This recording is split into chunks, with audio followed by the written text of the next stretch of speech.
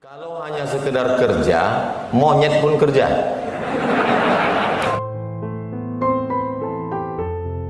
Warahmatullahi wabarakatuh. Sungguh indah batu pualam, di atasnya buah yang sedang ranum. Dari bunyi sambutan salam, nampaknya belum dapat minum. Itu sekedar menjawab pantun Pak Wakil Kepala tadi. Dalam tradisi Melayu pantun mesti dijawab. Bapak-bapak, ibu-ibu, hadirin hadirat yang besar tak dihimbau gelar, yang kecil tak disebut nama, encik-encik, puan-puan, insya Allah kita semua dimuliakan Allah Subhanahu wa ta'ala. Bapak Haji Muhammad Rudi beserta ibu, bapak-bapak, ibu-ibu tak saya sebutkan, nanti malah disebutkan salah pula. Kalau hanya sekedar kerja, monyet pun kerja. Bukan kata saya, kata Buya Haji Abdul Malik Karim Amrullah, Buya Hamka. Saya sebetulnya takut mengkritik-kritik itu, tapi karena Pak Wakil tadi mengkritik, saya teruskan.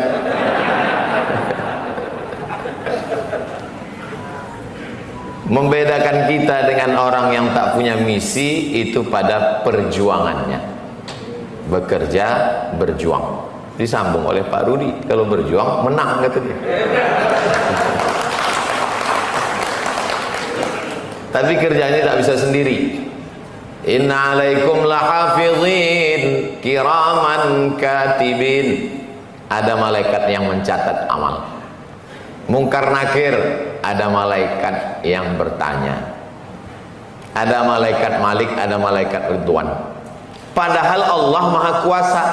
Kenapa mesti ada malaikat-malaikat meniup sangkakala, menurunkan hujan, mencabut nyawa? Kenapa mesti ada malaikat? Sesungguhnya Allah ingin mengajarkan kita membuat teamwork. Teamwork, bekerja sama, sama-sama bekerja. Karena banyak juga namanya teamwork, kerja sendiri. Nabi Muhammad SAW bisa sendirian.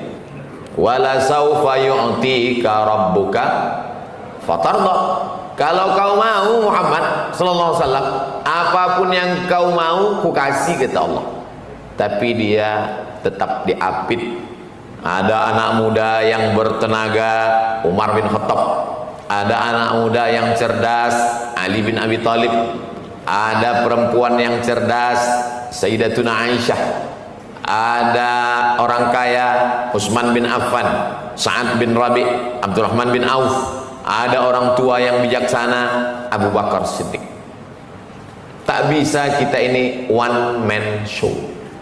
Mesti bekerja, berjuang bersama-sama. Mudah-mudahan ketika keluarga besar BP berjuang dan turun berkah, masuk surga semuanya.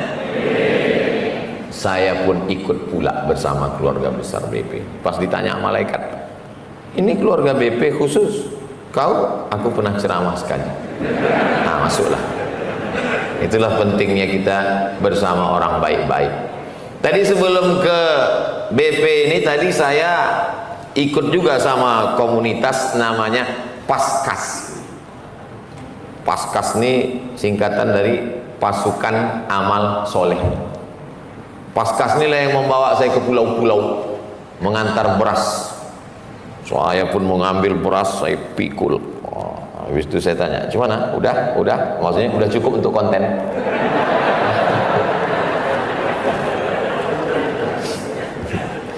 Berasnya entah beras siapa, yang bekerja entah siapa, yang muncul videonya di YouTube Abdul Somad. Jadi saya tanyalah adik-adik Paskas nih, berapa banyak beras yang mau dibagi dalam sebulan nih? 10 ton.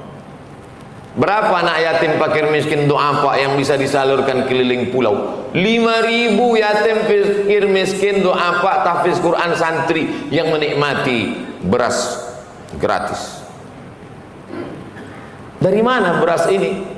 Dari pegawai Pemko Potong Atas. Cukup 10 ton ini? Kurang Pak Ustaz. Kemana kita cari? Tak tahu. Jadi dalam perjalanan tadi sepikir saya, ini mau ke BP, bisa 10 ton lagi.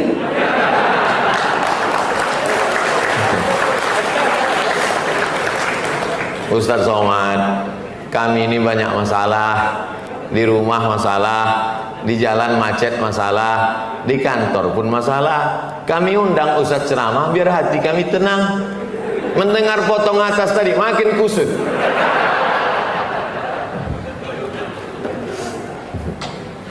Selagi masih laku tanda tangan, pakailah. Selagi masih ada jabatan dan kekuasaan, pakailah. Jangan nanti setelah tak ada lagi kuasa barulah datang ke pengajian Abdul Somad berapi-api. Setelah selesai tausiah langsung menghadap Ustaz Somad, apa yang bisa kita lakukan? Bapak masih kerja lagi, baru berhenti kemarin Pak. Baca Yasin aja lah Pak. Itu maka suka saya tausiah di kantor, di depan orang yang masih ada jabatan dan kekuasaan. Pakailah untuk menolong pondok pesantren, anak yatim, fakir miskin dan duafa. 10 ton. Potong atas. Bukan banyak yang mau dipotong ini, 1.000 sehari, 1.000 perak sehari, 1 bulan 25.000. Tanggal merah tadi itu hanya 25.000 yang ditransferkan, angka nominal terendah. Mereka yang membelikan berasnya, mereka yang memikulnya, dan semua tim ini relawan, tak digaji sama sekali, lillahi ta'ala. Makan siang dari mana? Ada tokoh di pulau itu mengajak, Ustaz Somad silakan datang, disediakannya lah gonggong, kepiting. Saya tengok relawan nih, tak ada yang makan. Tak kalian makan, kolesterol. Kesempatan lah, habis. Ini semua menjadi bekal kita menghadap Allah Subhanahu wa ta'ala. Jadi saya kalau diminta untuk tausiah, untuk ceramah itu selalu saya tanya, goalnya apa? Apa yang mau dicapai? Ini Pak Ustadz, kita mau bangun masjid supaya jamaah kumpulkan duit, wakaf tanah, semen, batu bata, kerikil. Untuk apa lagi cerita masjid? Menyambut tahun baru tahun 2020, saya tausiah di masjid terbesar di Pulau Sumatera, di Pulau Batam, live TV One. Memang beda. Apalagi mau dibangun? Kemarin sampai maghrib azan berkumandang di airport, dibukakan kaca, Ustaz Somad tengok ke kanan. Apa itu? Masjid dalam bentuk tanjak, masjid unik Ustaz Somad. Nanti insya Allah Ustaz di situ, Ustaz di situ tausiah katanya. Mantap. Selama ini tanjak di kepala, sekarang kita masuk ke tanjak itu. Luar biasa. Ke Sultan Melayu Tanjung Pura, Kerajaan Langkat, Masjid Azizi yang cantik dengan ukiran yang indah. Sebelah kiri kalau kita dari Medan mau ke Banda Aceh. Lalu kemudian pergi pula saya tausiah di Pulau Penyengat dengan masjid yang cantik. Dari kecil saya menyaksikan masjid itu saat azan maghrib berkumandang bulan puasa. Bilalah agaknya aku bisa sampai ke masjid ini. Begitu sampai, semua orang yang sampai ke masjid Pulau Penyengat itu macam menengok kucing. Apalagi gaetnya berkata, inilah masjid yang tidak pakai air, tapi semennya dicampur dengan putih telur ayam. Ada pula ibu-ibu bertanya, kuningnya? Gitu. La ilallah.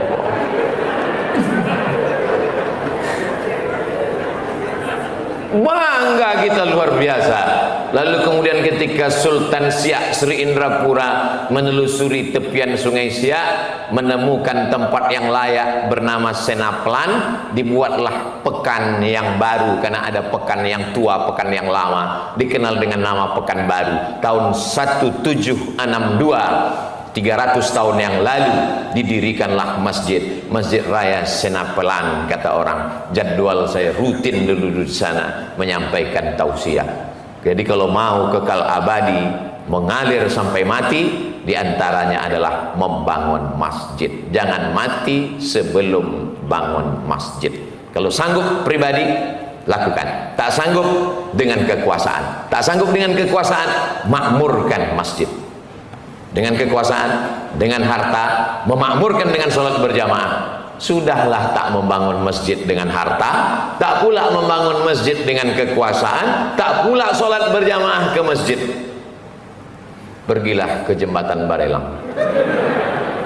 Tak ada guna kau hidup lama-lama, buat-buat semak Batamnya aja.